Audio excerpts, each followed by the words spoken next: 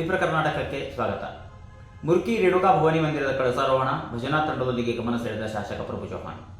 4ನೇ ದಿನವೂ ಸಲ್ಲಿಕೆಯಾಗದ ನಾಮಪತ್ರ ಹಾಗೂ ಕಮಲ್ ನಗರದಲ್ಲಿ ಗಮನ ಸೆಳೆದ ಆರ್ಎಸ್ಎಸ್ ಪಥಸಂಚಲನ. ಪುಷ್ಪಮಳೆ ಸುರಿಸಿ ಶಾಸಕ ಪ್ರಭು ಚವ್ಹಾಣ್ ಗೌರವ.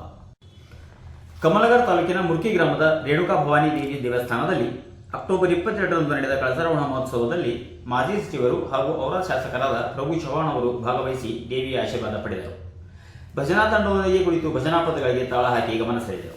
ನಂತರ ಶಾಸಕರು ಮಾತನಾಡಿ, ಗ್ರಾಮದಲ್ಲಿರುವ ಭವಾನಿ ದೇವಿಯ ಶಕ್ತಿ ಅಪಾರವಾಗಿದೆ. ಗ್ರಾಮದಲ್ಲಿನ ಸಂಕಷ್ಟಗಳನ್ನು ನಿವಾರಿಸಿ ಜನರ ಸುಖಮಯ ಜೀವನಕ್ಕಾಗಿ ಪ್ರಾರ್ಥಿಸಿ ಕಳಸಾರೋಹಣ ಹಾಗೂ ಮತ್ತಿತರ ಧರ್ಮ ಕಾರ್ಯಕ್ರಮಗಳನ್ನು ನಡೆಸುತ್ತಿರುವುದು ಶ್ಲಾಘನೀಯ ಎಂದರು. ಮುಖ್ಯ ಅರ್ಚಕರಾದ ಅರ್ಜುನ್ ಮಹಾರಾಜ ನೇತೃತ್ವದಲ್ಲಿ ವಿವಿಧ ಪೂಜಾ ಕಾರ್ಯಕ್ರಮಗಳು ನಡೆದವು. ಈ ಸಂದರ್ಭದಲ್ಲಿ ಮುಖಂಡರಾದ ಕಿರಣ್ ಪಾಟೀಲ್, ಸಚಿನ್ ಬೇರದಾರ್, ಅನಿಲ್ ಬೇರದಾರ್, ಸಚಿನ್ ರಾಠೋಡ್ ಹಾಗೂ ದೀಪಕ್ ಕುಲಕರ್ಣಿ ಸೇರಿದಂತೆ ಅನೇಕರು ಉಪಸ್ಥಿತರಿದ್ದರು.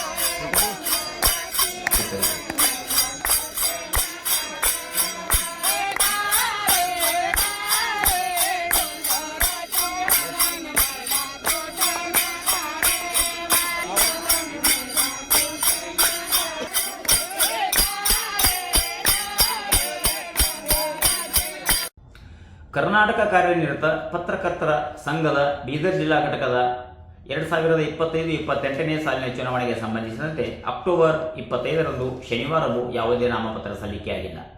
ಅಕ್ಟೋಬರ್ 19ರಿಂದ ನಾಮಪತ್ರ ಸಲ್ಲಿಕೆ ಪ್ರಕ್ರಿಯೆ ಆರಂಭಗೊಂಡಿದೆ. ಅಕ್ಟೋಬರ್ 27 ಕೊನೆಯ ದಿನಾಂಕವಾಗಿದೆ. ರಾಷ್ಟ್ರೀಯ ಸ್ವಯಂ ಸೇವಕ ಸಂಘದ ಶತಾಬ್ದಿ ವರ್ಷ ಹಾಗೂ ವಿಜಯದಶಮಿ ಅಂಗವಾಗಿ ಕಮಲ್ ನಗರದಲ್ಲಿ ಸಹಸ್ರಾರು ಗಣವೇಶಧಾರಿ ಸ್ವಯಂ ಸೇವಕರು ಪಥಸಂಚಲನ ನಡೆಸಿ ಗಮನ ಸೆಳೆದರು. ಮಾಜಿ ಸಚಿವರು ಹಾಗೂ ಔರಾದ್ ಬಿ ಶಾಸಕರಾದ ಪ್ರಭು ಚವ್ಹಾಣ್ ಅವರು ಲಾಠಿ ಹಿಡಿದು ಶಿಸ್ತಿನಿಂದ ಪಥಸಂಚಲನ ನಡೆಸುತ್ತಿದ್ದ ಸ್ವಯಂ ಸೇವಕರ ಮೇಲೆ ಪುಷ್ಪಮಳೆಗೈದು ಗೌರವ ಸಲ್ಲಿಸಿದರು. ಪಥಸಂಚಲನ ಸಾಗುವ ಎಲ್ಲಾ ರಸ್ತೆಗಳನ್ನು ಭವ್ಯ ಕಮಾನುಗಳಿಂದ ಅಲಂಕರಿಸಲಾಗಿತ್ತು. ಡೋಣಗಾಂವ್ ಮಠದ ಪೂಜ್ಯ ಡಾಕ್ಟರ್ ಶಂಭುಲಿಂಗ ಶಿವಾಚಾರ್ಯರು, ಠಾಣಾ ಕುಷ್ನೂರ್ ಮಠದ ಪೂಜ್ಯ ಶ್ರೀ ಸಿದ್ಧಲಿಂಗ ಮಹಾಸ್ವಾಮಿಯವರು ಸ್ವಯಂ ಸೇವಕರ ಮೇಲೆ ಪುಷ್ಪಾರ್ಚನೆಗೈದು ಗೌರವ ಸಲ್ಲಿಸಿದರು.